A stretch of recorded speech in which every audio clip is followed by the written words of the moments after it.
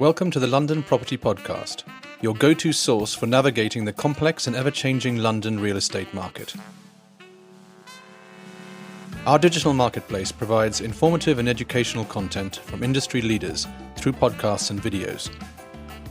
We cover various aspects of the real estate experience, including buying and selling, finance, law, tax, construction, design, and more. Join us as we delve into the latest trends and developments in the market and gain valuable insights from our panel of experts. Hello and welcome to London Property, the home of super prime. I am your host, Farnaz Fazaipour, and today we're speaking to Angelo Savioli of Summer's Global Team based out of Milan. Welcome to the show. Thank you very much, Farnaz. So, Angelo, we're going to go straight into you telling our listeners a little bit about yourself and how you've gained your experience to be here with us today. Okay. I came from financial world because I started my career in an American company that now doesn't exist anymore, or better, has changed its name now is Accenture. At the time was Arthur Andersen. And after I moved in the Societe Generale Bank, where the Societe Generale moved me to Rome, where I spent 23 years of my life. In 2005, I entered on the real estate market, working from private funds of private entrepreneurs, Italian entrepreneurs, to acquire important historical building in the East European countries, such as Romania, Hungary, Republic of Czech, and so on. In 2008, I brought in Italy Sotheby's International Realty, where we opened the first office in Rome, the second in Florence, and the third in Milano. And in 2017, I sold my contract and I decided to stop with the Sotheby's to start with my company. It's Milano Independent Agency, a private company that belongs to the Summers Global Team group with Lee Summers in New York as managers of us. This is more in few words my experience. Yes, but it's interesting that, you've come really from a management consultancy finance background and you've taken your skills to buy property investments in various different jurisdictions. So you understand the little nuances that occur in different countries.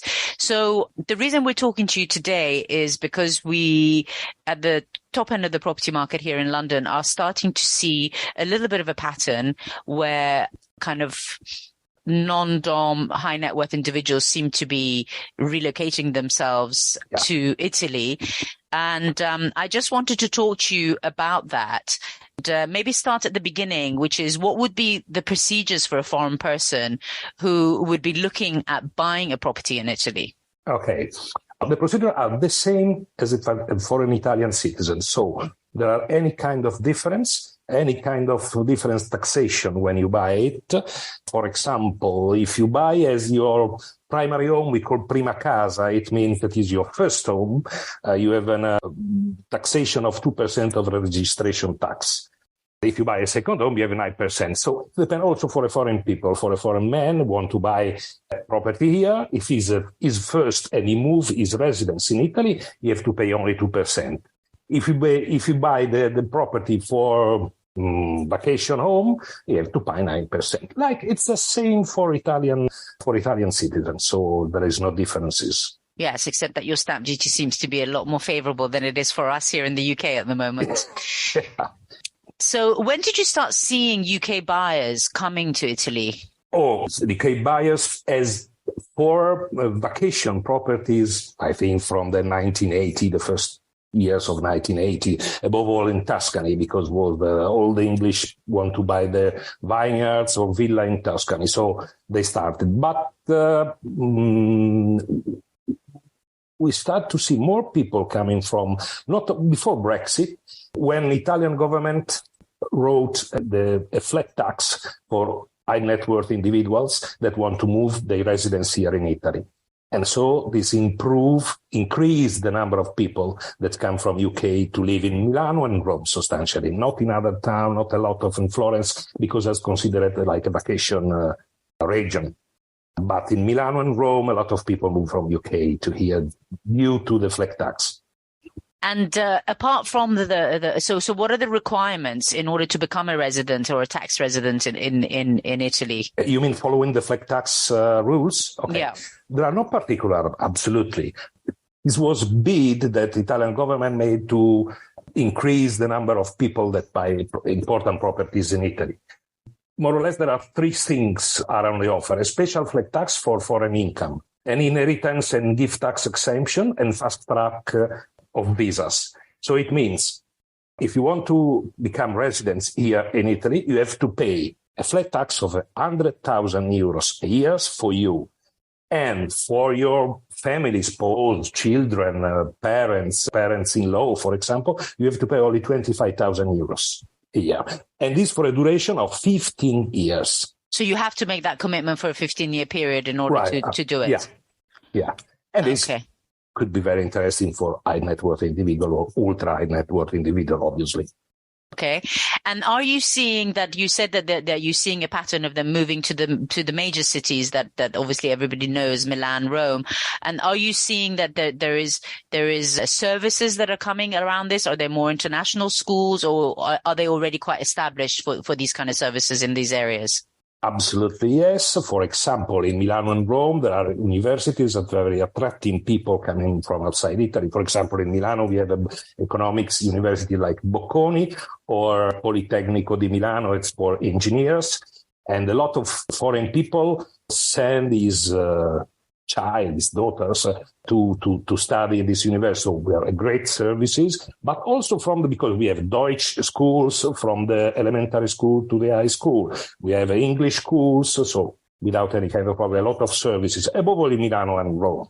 In Florence too, but if the people come in Italy for job, they decide Rome because it's the capital, but also in Milano because it's the financial district, we call it, not like London, but it's a financial Italian district, so a lot of services. It's a little town, Milano. It's not so big like Rome, but the service is working better. And are you starting to see all of this having an impact on real estate prices, or what are affecting the real estate prices? Oh, not yet, because what happens with the prices in Milano that increase a lot in the last 10 years, more or less, are on what we call base market. So from a price of 500,000 euros to 1 million, 1.2 million. This is we call base market because our normal price for an apartment here in Milano. But for an ultra net worth individual that want to come to live here, probably the enterprise is not less than 3 to 5 million up. In this price, there is no increase. So there was increase on the base market, but now the market is stopped in this moment. I mean, the base market, as I told you. Okay. And that was really from the local demand? Yeah, absolutely local demand. For luxury properties, I mean, the price is the same, not change, not less, no more, not increase, not decrease. So it's more or less the same. And are you seeing, I mean, here in London, for example, we've got a lot of kind of lifestyle residences where hotels are getting into branded residences. Are you seeing any kind of investment in the development market where they're actually building for a more international clientele?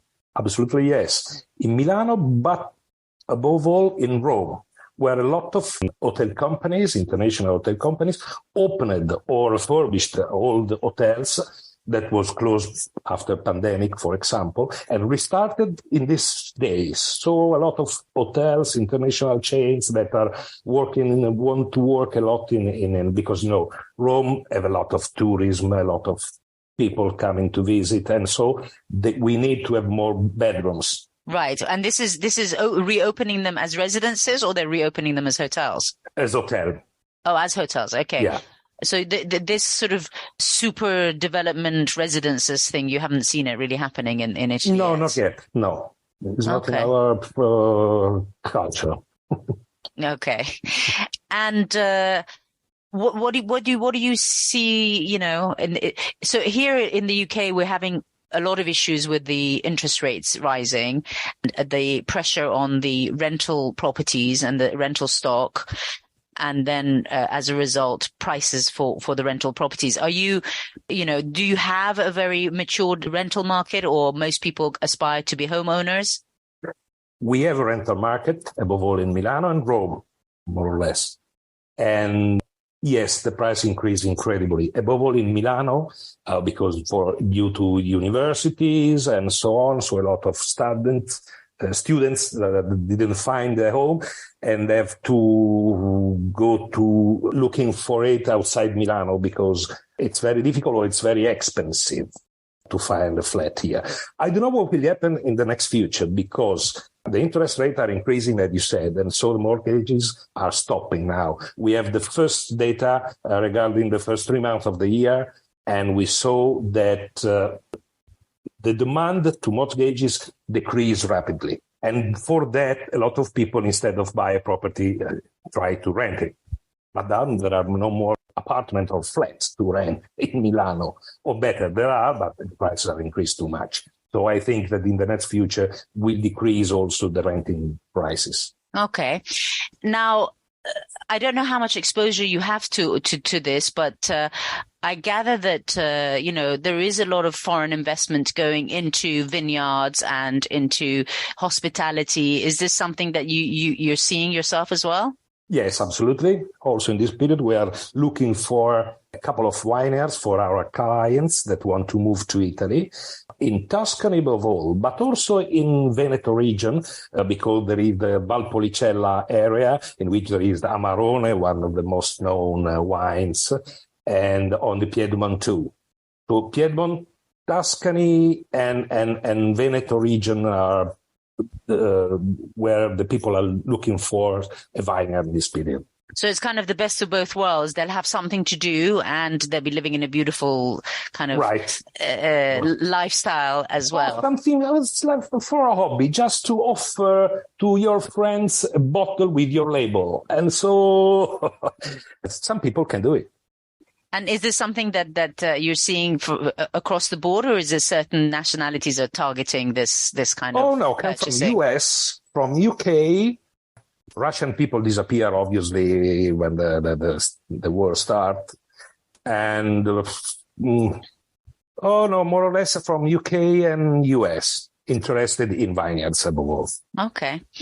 Well, it's been very interesting talking to you, and we really appreciate you taking time out of your busy schedule. And we hope to stay in touch on what's going on in the Italian market with you and keep in touch. So obviously, if our listeners need any help, you are able to help them. You're based in Milan. Yes, I'm based in Milan, but I work in half the time in Milan and the other time in Rome. Best of both worlds. Thank you so much for talking to us. Well, great pleasure for me, Farnaz. Thank you to you.